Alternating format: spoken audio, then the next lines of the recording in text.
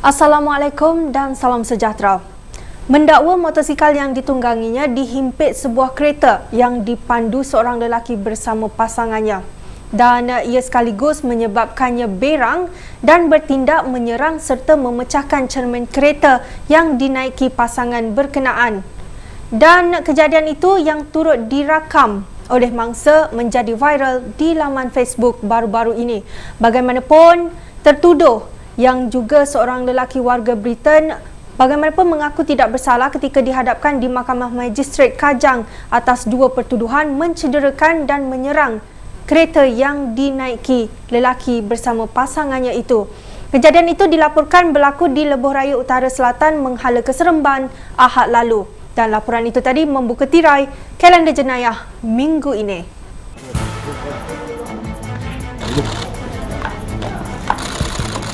I will speak to the press saying that I believe in Malaysian court will prevail, and my husband, as you can see, he's free, but I do not accept the threat that the Malaysian woman told me and my husband that they are Malays and her father is police and they will make sure that we go to jail.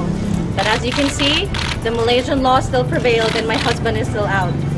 But that doesn't mean that we are getting away with anything. We will pay for what we did, but I hope that they will actually pay for what they did to me and my husband. That's all. Pengarah Agensi Pekerjaan Warga Britain mengaku tidak bersalah di Mahkamah Magistrate Kajang atas dua pertuduhan mengugut untuk mencederakan jurutera dan memecahkan cermin kereta yang dinaikinya dalam kejadian di Lebuh Raya Utara Selatan, Menghala Seremban, Ahad lalu. Tertuduh yang berusia 40 tahun membuat pengakuan itu selepas pertuduhan dibacakan terhadapnya. Dia didakwa memecahkan cermin kereta jenis Myvi milik Moiz Minan Wati Osman di kilometer 305 Lebuh Raya Utara Selatan dari Kuala Lumpur, Menghala Seremban, 6.25 petang 25 Oktober lalu. Kes disiasat mengikut Seksyen 427 Kanun Keseksaan yang membawa hukuman penjara maksimum 5 tahun atau denda atau kedua-duanya jika disabit kesalahan. Mengikut pertuduhan kedua, dia didakwa melakukan kesalahan itu terhadap Dizul Zalali Isram Osman pada 6.30 petang hari dan tempat sama. Dia didakwa mengikut Seksyen 506 Kanun Keseksaan yang membawa hukuman penjara 2 tahun atau denda atau kedua-duanya jika sabit kesalahan. Kejadian itu menjadi viral di laman sosial selepas video berdurasi 2 minit 44 saat dimuat naik mangsa. Kejadian dipercayai berpunca apabila suspek yang menunggang motosikal berkuasa tinggi mendakwa kereta dipandu mangsa lelaki bersama pasangannya menghimpit motosikalnya. Seorang lelaki ditahan selepas dipercayai terbabit dalam kes bunuh pelajar perempuan tingkatan 5 di rumah mangsa di flat Bandar Baru Teluk Kumbar, Bayan Lepas, Pulau Pinang. Suspek berusia 20 tahun ditahan di kawasan Bayan Lepas. Polis turut menemui pisau yang dipercayai digunakan untuk membunuh mangsa serta telefon bimbit. Suspek dipercayai menceroboh bilik mangsa ketika dia tinggal seorang diri di rumah. Siasatan awal mendapati suspek cemburu kerana mangsa berkawan dengan lelaki lain dan semakan rekod juga mendapati suspek pernah ditahan kerana menghisap dadah 2 bulan lalu. Sementara itu, mayat pelajar perempuan Intan Suraya Mawardi, 17 tahun, ditemui bapanya pada 7.30 malam. Bapa mangsa turut mengesan ada kesan kelar di leher anaknya dan keadaan dalam bilik yang berselerak. Suspek utama didakwa membelasah seorang wanita berusia 20-an hingga rakaman video mengenainya di internet viral baru-baru ini direman 4 hari lagi. Perintah tahanan reman itu berakhir pada Khamis ini dikeluarkan pendaftar Mahkamah Magistrate Amni Mat Jahari di Mahkamah Magistrate Kota Baru, Kelantan. Suspek wanita berusia 27 tahun itu sudah direman 6 hari sejak ditahan pada 19 Oktober lalu. Tertuduh disiasat bersama 2 lagi wanita berusia 20-an yang sudah dibebaskan dengan jaminan polis.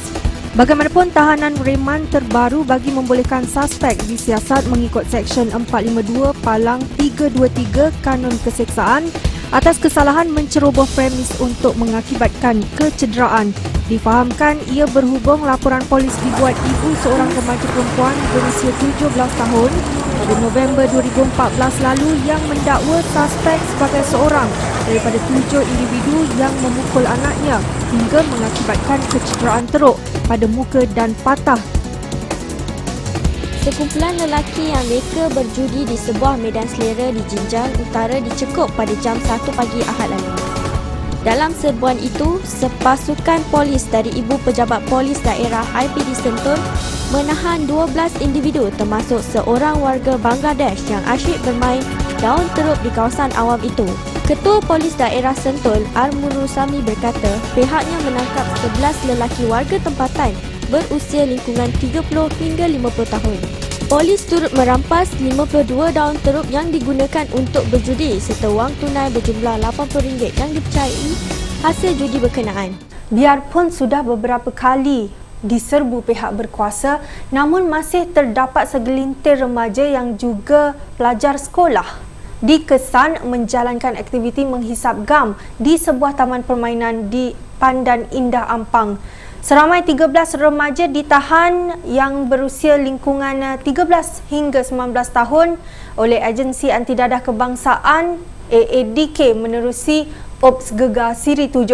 Dan ketika serbuan dijalankan, seorang remaja mengaku menjalankan pekerjaan sebagai ulat tiket dan hasil pendapatan itu digunakan untuk membeli sekurang-kurangnya 2 botol gam sehari. Dan turut ditahan seorang lelaki warga emas berusia 62 tahun yang dikesan menghisap dadah jenis syabu. Kesemua mereka yang ditahan dibawa ke pejabat AADK Ampang untuk tindakan lanjut. Sekumpulan remaja ditahan kerana menghisap gam di sebuah taman permainan di Pandan Indah. Dalam operasi yang bermula jam 11 malam hingga 2 pagi itu, seramai 13 remaja ditahan kerana ketagihan gam. Remaja yang berusia 13 hingga 19 tahun itu ditangkap ketika asyik hayal menghisap gam di kawasan itu. Remaja yang masih bersekolah giat menjalankan aktiviti menghisap gam secara berkumpulan di taman permainan pada waktu malam. 2 daripada yang ditahan turut mengaku mengambil dadah jenis ganja. Turut ditahan dalam operasi ini seorang lelaki warga emas berusia 62 tahun yang positif dadah jenis syabu. Susulan itu, semua yang ditahan dibawa ke pejabat AADK Ampang untuk sesi kaunseling dan tindakan lanjut. Di wang seling dan datang 2 lelaki bangsa Melayu masuk dalam kedai dan ambil barang di bahagian belakang dan letak macam masuk dalam ambil barang-barang kat kedai tu dan letak di kaunter buat untuk nak bayar, tapi dia ambil penting terus acukan pada pekerja jasa tersebut dan untuk buat. 2 rakan serumah yang tidak sempat berjoli dengan hasil samun mereka bernilai RM800 selepas polis daerah Wangsa Maju hanya mengambil masa kurang 2 jam untuk menahan dan sekaligus menyelesaikan kes jenayah samun kedai 24 jam di Wangseling semalam. Dalam kejadian jam 2.30 pagi itu, sebuah kedai 24 jam disamun 2 suspek tempatan dengan hanya menggunakan gunting dan kedua-dua suspek melarikan wang tunai sejumlah RM160 dan barangan keperluan peribadi. Ketua Polis Daerah Wangsa Maju, Superintendent Muhammad Roy Suhaimi Sari berkata, suspek yang belum sempat meraihkan kejayaan itu dicekup berhampiran lokasi kejadian. Hasil pemeriksaan air kencing mendapati kedua-dua positif dadah jenis metafetamin namun tidak mempunyai rekod jenayah lampau.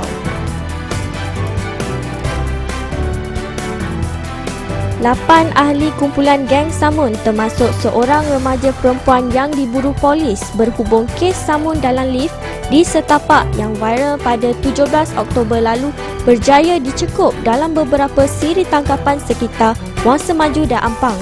Ketua Polis Daerah Wangsa Maju, Superintendent Muhammad Roy Suhaimi Sari berkata, pihaknya membuat siasatan rapi berhubung kes berkenaan dan menyerbu sebuah hotel di Jalan Kampung Batu dekat Jalan Ipoh untuk menahan sekumpulan 5 suspek. Susulan penahanan itu, polis melakukan operasi di sebuah rumah di Taman Setapak Indah dan menahan seorang lelaki tempatan yang berusia 25 tahun.